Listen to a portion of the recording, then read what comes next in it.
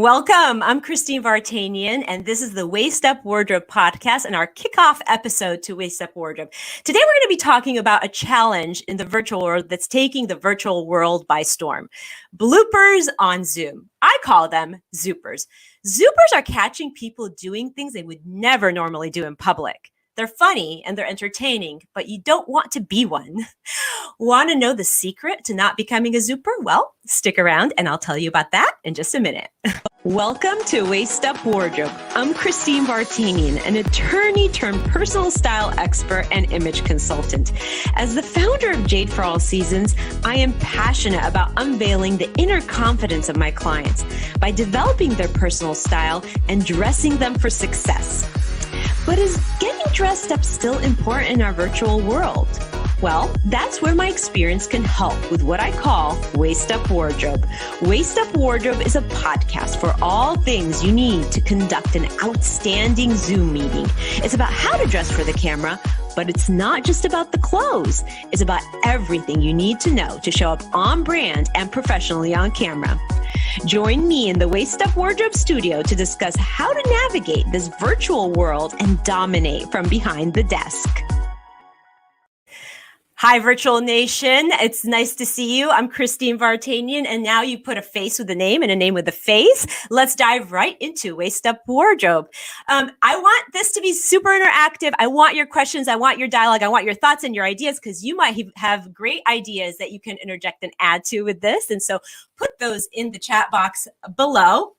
So I'm going to start off by saying, how many times in our history have we almost entirely, the entire working world, been virtual and been doing their work virtually, right? The working virtually is here to stay, and it's not going anywhere anytime soon. It's a 21st century way of doing business. And so before we start, I wanted to introduce my super awesome producer who is behind the scenes, but always there, Rick Moscoso. He is my tech genius, and he is always here making sure I'm on point technically and not blundering. He's an expert at so many things, has so many gifts, but live streaming is truly his jam. Hi, Rick. How are you today? Hey, Christine. I'm so excited to be here. And look, I'm sporting the waistUPwardrobe a little swag this morning. So hopefully you'll enjoy that. That's right. And you know what? It looks great on you. And I know you wore it because I asked you to or maybe made you. Well, it's great to see you, and thank you so much for all the work you've put into helping me launch this waistUPwardrobe podcast. I am looking forward to bringing so much great information to the waistUPwardrobe world so that anybody trying to be in a Zoom room to do their work can build up a knockout, successful Zoom meeting with really looking and projecting a really professional image, right? So here's the thing. I am an image consultant, and most of what I do revolves around getting my clients dressed up, right? So I get them dressed up for success, so to speak, right? And but it's always, the image is not always just about the clothes. There's so much more that goes into building that knockout image that you want to project to the world, right? You have a website that has content and copy that says something about you, and it's a way of you to express your brand and your personal image. You have cards, business cards, you have social media. All those things really are building blocks and parts of the puzzle that go into your image.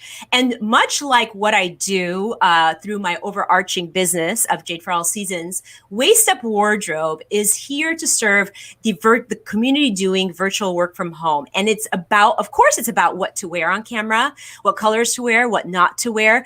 But it's not just about the clothes. It's going to be about everything that goes into that image that you're putting inside this rectangle right here, right? Everything in this box, in this rectangle, is important to really tell the viewer that you are professional and you have a certain signature style and that you are you care about your business and really making a great impression. So we're going to be talking about lighting. We're going to be talking about technical things. We're going to be talking about what internet and how to set up your studio, all those technical things, in addition to what to wear on camera, what not to wear on camera, your makeup, your hair, everything really that goes into projecting this great image in this box that you are always in the Zoom room. Okay, so Rick, you are so involved in the technical aspect of what I'm doing, right? We've really done a lot of work working on the studio, and everything really is a work in progress, right? Everything continues to build on itself, just like this podcast is going to build on itself. But all those technical things are really important as you project your image, don't you think? Yeah, they are. I mean, there's two schools of thought on that, and people will tend to not take action, not do a live stream and share their knowledge base because they want everything perfect, right? They want the right cameras, they That's want the me. right set. Yeah. And it's okay, especially today, because higher end components are really, really tough to get now, and they're way overpriced. So people will get started with something as easy as their with their phone, and that's okay. Just make sure you have the right background, and we're going to talk more in depth with this in other episodes, but yeah, afraid to just start and go.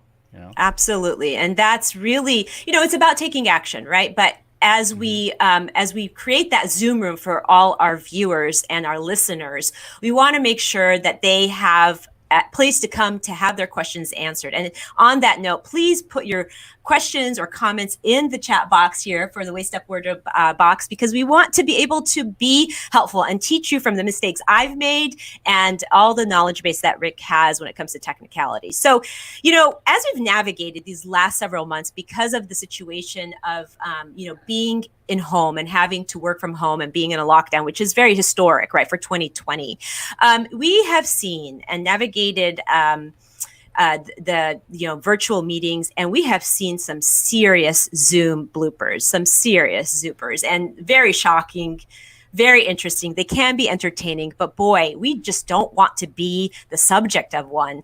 One of the funniest things that I saw was, and actually it happened before Zoom was even popular during the lockdown. It was a couple of years back with that BBC anchor, right? He was having a full-fledged national interview, and his 5-year-old son barges in, and then I guess there's another child in the background, his other baby barges in, but I think the worst part of that was when the nanny came in and started trying to drag them both away.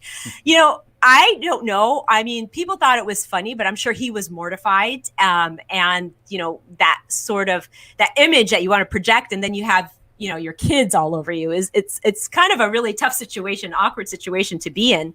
And then there was that one a photo is trending lately on Instagram. Yeah, that's the one where this woman is having a serious conversation with her employees or colleagues. I'm not sure exactly what arena she was in, but she was definitely in a professional meeting, and her husband in the back in his underwear.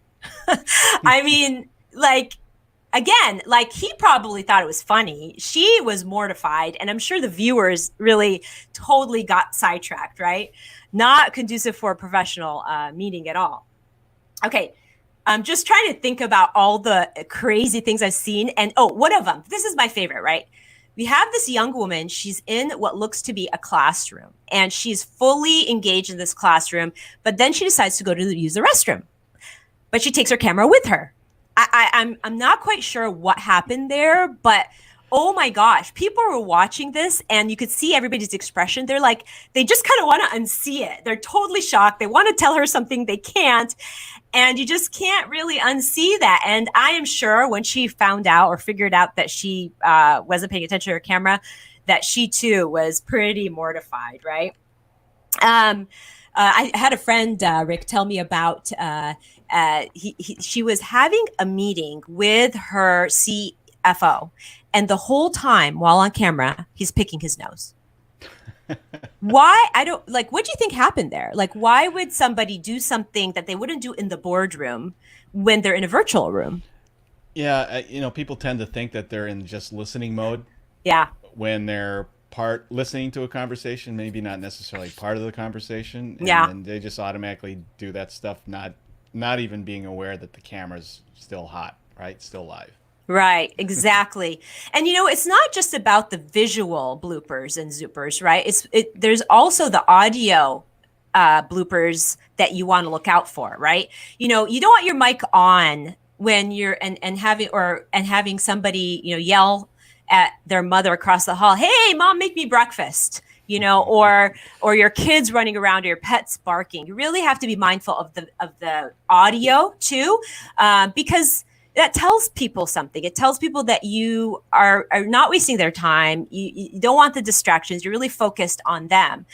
So another, situation where we're navigating still in this virtual world, and just trying to figure out where and how we can do this and still remain professional.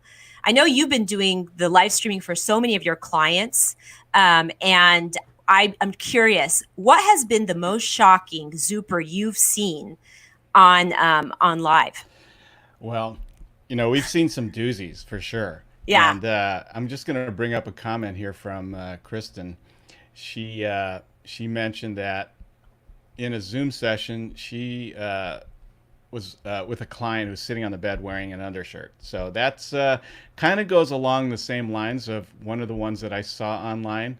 It's something that you would think from a professional level. We're talking about someone in the Mexican government who's actually a senator. Yeah. In the Mexican government, showed up in the Zoom room,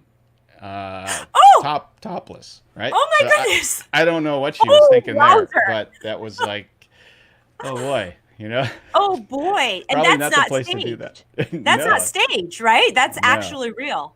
That is real. That Wow. is real, and yeah, that you can't unsee for sure, right? Yeah, I mean, this is the thing. We don't walk around the streets naked, right? I mean, everybody has a different level of what's appropriate and what's not, or what they're comfortable and what they're not comfortable with. But the rules still remain the same in a professional setting, right? You want to show up with your best foot forward, put out your best image, and you definitely don't want to show up without clothes on, right? It doesn't really happen in a regular boardroom. Was there anything else that you've seen that that was kind of like, oh wow? Well, here's another one. This one's more on the national stage. Okay. It's probably a newscast that you see, many people see every day. Yeah. This happened to be on Good Morning America, and it kind of goes along with the similar theme with what we're doing here today of Waist Up Wardrobe. But there was a news anchor broadcasting from home. Uh-huh. Everything dressed up nicely from the waist up, but of course, he's sitting there in his boxer shorts. So yeah, so that's not what we mean by waist up wardrobe, everybody. We really want you to be clothed fully, even if you are going to be pajamas. But that actually makes a really great point for what I want to share with our audience. You have to pay attention to what's in your rectangle. Everything in this rectangle, people can see. It's public. It's out there, and you can't undo it, and you can't unsee it. So in this instance, a confidence camera, looking at the confidence camera, or looking at what you look like on camera is really critical, because it's not only embarrassing, it's kind of unprofessional, and people don't want to see that. The other thing is taking those calls in odd places. I know Kristen actually touched on that. And hi, Kristen, how are you? How's everybody out there? Hi, Bertha. It's nice to see you. Thank you for coming on. Thank you for the compliment. That's my power piece. The earrings, the statement earrings. I love earrings. Kristen, hi, Heather. How are you? Heather wants to know what software we're using, Rick. Oh. Well, there's different softwares that we can use. In this instance, just because of the equipment that we have available, we're using a service called StreamYard. Yeah. And it happens in the cloud, so there's no strain on the computer, and you can pretty much do it on any type of computer, even some of the more recent handheld devices. Right. Yeah. No, I mean, it's definitely a tool that I'm learning to use, because, Rick is tutoring me and teaching me. Is there a way to put the information in the chat box, Rick, for people to kind of have it on hand? Yeah. As we're chatting, I'll Okay. drop it in the chat box. Great. Hi, Anna. It's nice to see you. And Kristen, what you were saying about, somebody taking a call from the bedroom, right? I was totally the odd place Zoom room. right? Nobody wants to see you laying on your bed taking a call. It's just not appropriate. You know who does that a lot is my daughter. She is 16. She's in the bed in her class, and every time I walk in, I'm like, I am the host of Waist Up Wardrobe, my friend. You cannot be taking a call on your bed. Kids do that all the time. And even for children, I mean, I know they're not in the workforce, but it is important to be still appropriate. You're still in sort of a working mode, whether you're a student or you're a professional, right? And then people who take calls in the bathroom, oh my goodness, they might not be going to the bathroom, but they are sitting on the toilet. I can't. I just don't know like what to say about that. It's quite interesting. But there's some other things that we have to think about, not just how it looks, but the acoustics. You know, if you're taking a call in the bathroom or in your closet, the acoustics in those spaces is not great. And really being on a great knockout Zoom room session, you really have to pay attention to the lighting, the acoustics. Those things are really, really important. That's where Rick is going to be key, actually.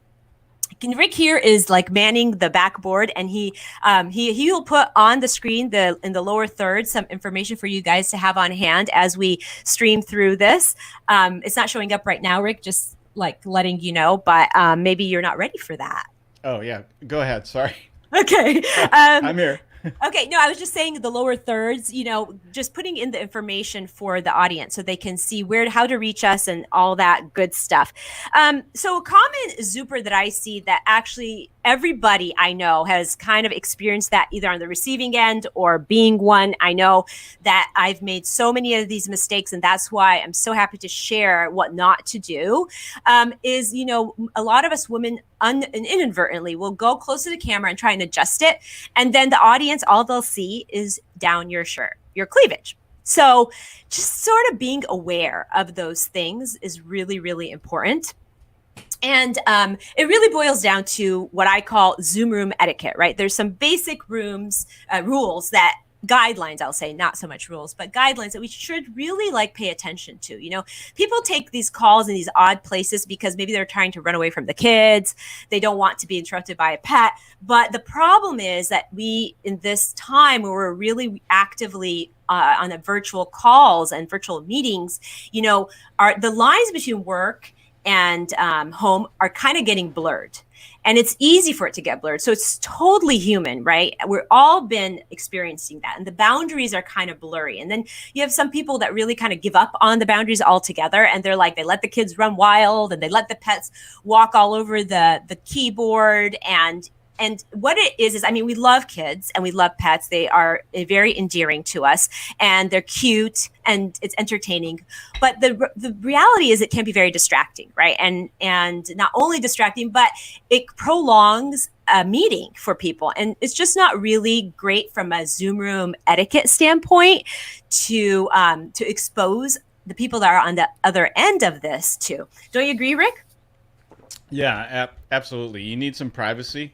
And you need to be pretty much isolated so there's no distractions. Correct. Exactly. And so, look, people aren't used to being on screen. I mean, that's the problem. This is something that's very new.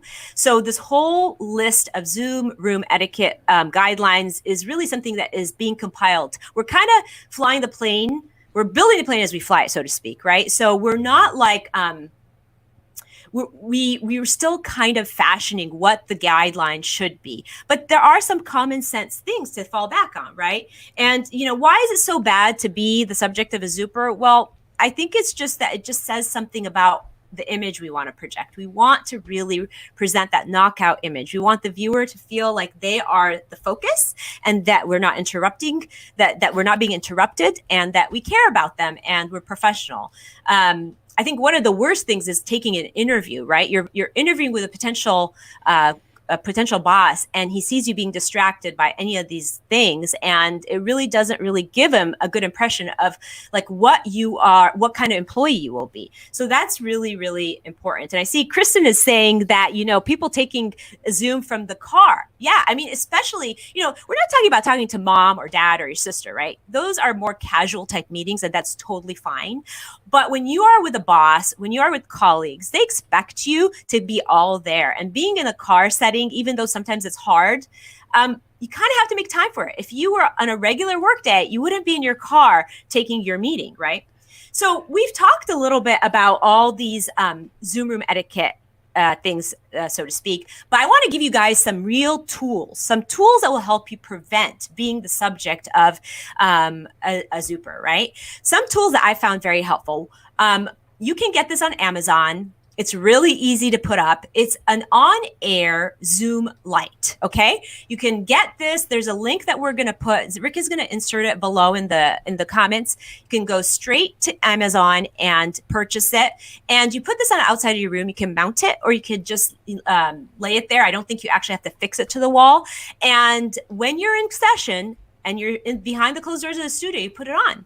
It tells everybody around the other side that you are on air and busy and don't want to be interrupted. Now, it's really great for adults, of course, and older children. And I know there's always that challenge of the younger children, right? Because they don't really understand those boundaries. But it really does help, because it puts people on notice that you are busy and need to be focused. The other thing that I love and I use is the hanging door tag that says on air. And this item is also on Amazon, and the link is inserted below. Now, I use both of those things. I love them both. I just want to say emphasis. I like to repeat myself. Exclamation, exclamation mark. I have the door tag and I have the light. So it makes it very, very certain that I am super busy. Do not interrupt me. Rick knows this about me. I repeat things for emphasis. So anyway, just 2 tools, handy physical tools that you can perhaps put into action to kind of secure your Zoom room. Also, there's a couple books on the market that I think could be really helpful as you continue to build out that perfect studio, right? There's a book called There's No Place Like Working From Home, and has some great ideas about how not to procrastinate, how not to blur those boundaries and those lines, right? And then the other book that I think is interesting and fascinating, it's kind of playful, which is what we're all about here at waistUPwardrobe, is sort of like a survival guide. It's called the Work from Home Survival Kit, or Guide, excuse me. And it just has this sort of playful survival guide approach to kind of giving you a checklist to what to do, what not to do, and some really great tips. So I hope those can be helpful for you as you build out your knockout Zoom room studio. So a couple things as we wrap up. waistUPwardrobe will weekly bring you waistUPwardrobe Weekly Wrap Up, okay? And what the waistUPwardrobe Weekly Wrap Up is, what you can expect from that is takeaways, a summary of your takeaways, a summary of your tips, and a summary of the tools that we offered you, right? The most important takeaway today to take away is that Zoopers can be prevented. They really can. With just a little bit of planning, they can be prevented. And with some basic tools that you could put into action that were offered here or displayed here for you to get. And that little bit of planning can go a long way, okay? Now, in terms of the tips, really, this is something I'm still working on. It's always a work in progress. Don't you think, Rick? I mean, I think we're always working to perfect that studio. I think until the last minute, we were just trying to figure out lighting here today, and we still have so much to do, right? Well, it's an evolving thing. As you get more comfortable with broadcasting, being in front of the camera, then you start paying attention to what do you want the audience to see behind you, and to make it look like this is my workspace, and that's a reflection of your brand. So it'll be an evolving thing. Don't expect to be perfect the very first time out of the shoot, So I'm sure the next time we see this, we see Christine on this broadcast, we're going to have something a little bit different back there. Right. It's an ever evolving process. Absolutely. And we're all perfecting it, because Zoom, the virtual world, is not going away. And we want to dominate from the desk, behind the desk, just the same way we dominate in everyday life in the traditional working world. So some tips to remember is have a designated space. Like, that is everything for me. Like, I have a whole room dedicated to my studio, right? The whole room is just for broadcasting. I have a little corner in the room right here where I broadcast from. And I know that's not practical for everybody. Not everybody can do that. But even if you had a little corner where people know, hands off, this is your studio, your space where you broadcast from, and have it set up so that you get right into your show or your Zoom room, and you're all set. It's all set up. Also, remember to, I think it's a really good idea to invest in one of those tools, right? Like a light that alerts people on the outside that you are busy behind closed doors and you're live, or one of those door tags or anything else. I mean, you could actually make a handwritten sign that you could put out. It doesn't have to be that professional, so to speak. And being aware of your surroundings. I mean, take an inventory of what's going on behind you before you get on. Check to make sure the kids and the pets are busy doing their own thing so that you can focus on the people on the other end. Get a lock for the door. I think getting a lock for your door can be a really easy fix. So that's a great, tip if you have ability to do that. And pay attention to, the Zoom room etiquette standards, like, just having your mic on mute and making sure that, you're not interrupted and that you are showing up just like you would show up normally. Do a mic check right before you go on. And some of the tools to really to think about is those tools that I was saying is that, the light has really been a lifesaver for me. My kids know not to come in when I have that. Here's the thing, I've made mistakes, so many mistakes along the way. And as much as I want to be perfect, I can't. We're just not perfect. We're human. And nothing makes me more happy than to share all those snafus or faux pas with you, because then it just makes this the image that people are projecting even better, and really, really show the world that you can do it by Zoom. A lot of people are kind of feeling like when they first got onto Zoom, they thought, how can I do my work from Zoom? Almost everybody, I have to say, because my husband's a dentist, and we've been into heated debates about how he can never do dental work from Zoom, and I think he's right on that one. But most professions are now on Zoom, and honestly, I don't think they're going to go back, at least not 100%, because it's more economical, it's very practical, and it's really easy and effortless. And at Jade for All Seasons and waistUP Wardrobe, we're all about effortless and easy. We want to make things easy, effortless, and fun, most of all fun. So action items, people. Okay. We want to have action items when you leave here. And if you're creating that ultimate optimum Zoom room, think about taking that inventory, right, of your space, of your environment. Lock your door, get a lock for it. Get your on-air alert system. Do the mic check. Have a good mic too. And that's actually going to be the topic of sound and light when we do that episode. And we'll go more into depth about products that you can actually invest in, or and how to hook it up and all that, because Rick will be our expert on that. And you know what? Finally, sit upright with good posture. Look into the camera, because I've been terrible at that today. Don't look at the screen and don't look at a script, but look into the camera. And I'm still working on that, as you can all see. And make sure everything in that rectangle is on point and projects that image you want to show people about you, right? There you have it. The waistUP Wardrobe, a weekly wrap-up takeaways, tips, and tools, and action items to approach the camera with confidence, because I really think we can all do it, as shy as we are in front of the camera. So these will help you hit the ground running and showing up in your best light. And I just wanted to say thank you for joining us at the waistUP Wardrobe podcast. Join us next week at the same time and same place as we get you ready for what to wear on camera. We're going to delve into your closet and into your wardrobe. We're going to tell you about the colors to wear and the colors not to wear, the things that will enhance all your great features, and the things you should stay away from. So to make sure to tune in at 11:30 next Thursday, where we talk about really what to wear. And if you think you have a friend that would enjoy this podcast, please share us. All right. Bye. See you on Thursday.